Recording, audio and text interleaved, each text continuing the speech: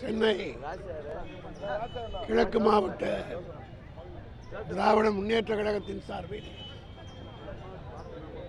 அதன் மாவட்ட செயலாளர் மாண்புமிகு கே சேகர்பாபு அவர்கள் சென்ற ஆண்டு பிப்ரவரி 19ஆம் தேதி முதல் எங்கள் தானை தலைவர் தமிழ்நாட்டினுடைய முதலமைச்சர் இன்றைக்கு தமிழர்களுடைய விடிவெள்ளியாக விளங்கிக் கொண்டிருக்கிற தளபதி மு.க. ஸ்டாலினுடைய பிறந்த நாளை முன்னிட்டு அவர் பிறந்த நாள் மார்ச் 1ஆம் தேதி என்றாலும் கூட அதற்கு 10 நாளுக்கு முன்பாகவே பிப்ரவரி 19ஆம் தேதி எதையுமே சேகர்பாபு அவர்கள் ஒரு புரட்சிகரமாகவும் ஒரு மாறுபட்ட வகையிலும் விழாக்களை ஏற்பாடு செய்வதில் திராவிட முன்னேற்ற கழகத்திலே தலைசிறந்த ஒரு மாவீரராக மாவட்ட செயலாளராக விளங்கிக் கொண்டிருக்கிறார். அந்த வகையிலே சென்ற ஆண்டு பிப்ரவரி 19ஆம் தேதி காலையிலே இந்த உணவு வழங்குகிற திட்டம், அதாவது மிகவும் சுத்தகரமாக நீங்களே பார்த்தீர்கள், தொடர்ந்து பார்த்து கொண்டிருக்கிறீர்கள்.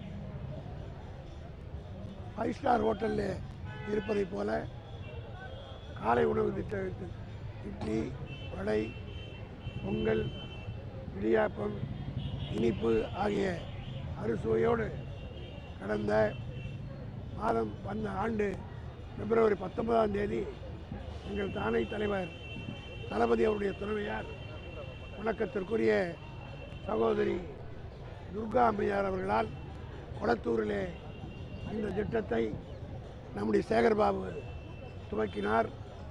அன்று தொட்டு இன்று வரை ஒவ்வொரு நாளும் 1200 பேர் மனதார வயிறார உண்டு மகிழ்ச்சியோடு செல்லுகின்றார்கள்.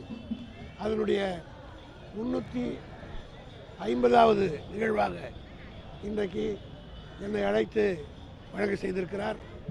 இது உள்ளபடியே தமிழ்நாட்டில் இல்லை, இந்தியாவிலே எந்த ஒரு அரசியல் கட்சியை சார்ந்தவர்களும் செய்யாத ஒரு சிறந்த விழாவாக நான் கருதுகிறேன்.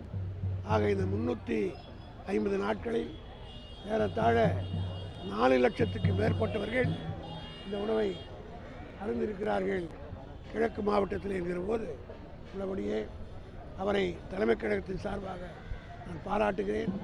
இந்த திட்டத்தை பார்த்துதான் தலைவர் அவர்களே காலை உணவு திட்டத்தை துவக்கினார்களோ என்று சொல்லத்தக்க அளவுக்கு கூட இந்த திட்டம் அமைந்திருக்கிறது.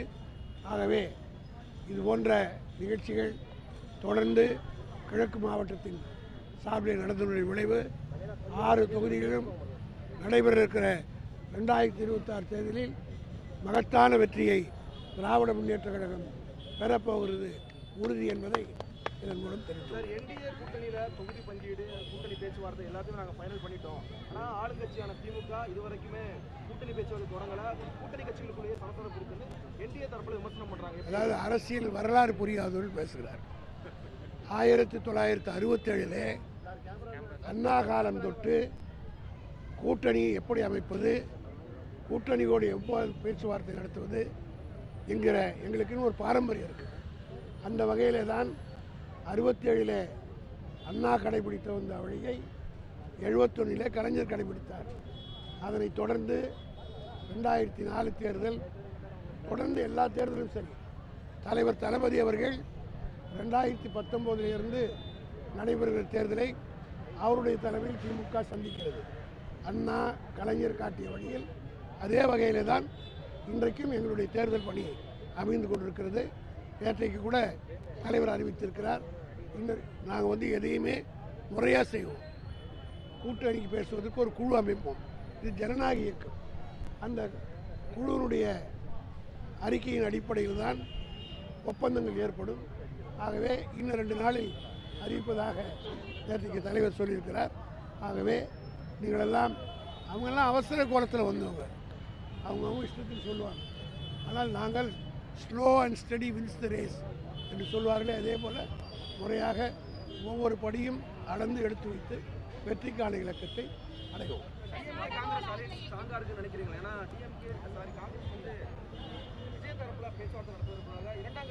அதெல்லாம் வதந்திகள் என்பது நாங்கள் சொல்லலை, காங்கிரஸ் கட்சியுடைய தலைவர்களே சொல்லிவிட்டார். சட்டம் ஒழுங்கு சரியில்லைன்னு ஒரு சசிகலாவை நான் முதல்ல கேட்குறேன். அவங்க ஆட்சியில் அவங்க கொடைநாடு காப்பாற்ற முடிஞ்சுதான். சசிகலா தானே எடப்பாடி உட்கார வச்சாங்க.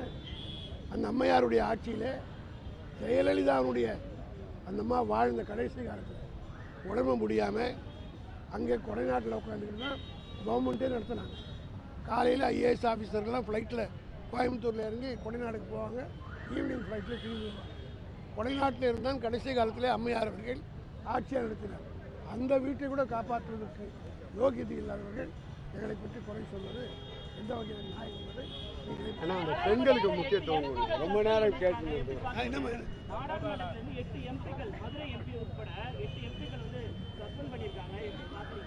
இப்பொழுது பிஜேபி ஆட்சியில் ஜனநாயகம் என்பதே கிடையாது. இந்த பாராளுமன்றம் என்றைக்கு மோடி வந்தாரோ அன்னையிலிருந்து ஜனநாயகம்.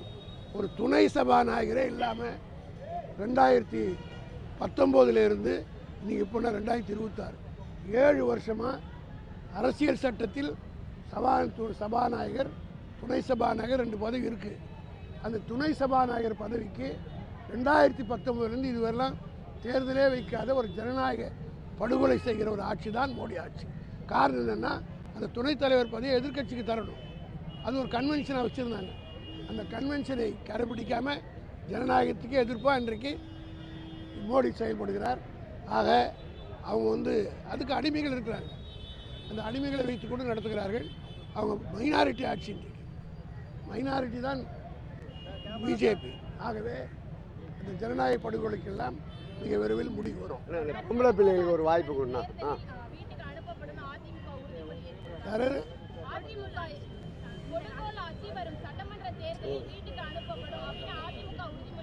அவங்க வீட்டிலே உட்காந்துருக்காங்க. இப்போ அதனால அவங்களுக்கு பதில் சொல்லுங்க.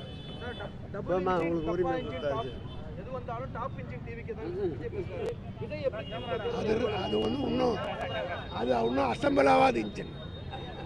அந்த இன்ஜின் இன்னும் அசம்பிளே ஆகல. அசம்பிள் ஆன பிறகு அதாவது அந்த இன்ஜினானது கவனமாக கேளுங்க.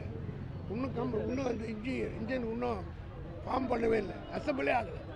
அசம்பிள் பண்ணால் தானே இன்ஜின். ஒரு இன்ஜினுக்கு பல பாகங்கள் இருக்குது.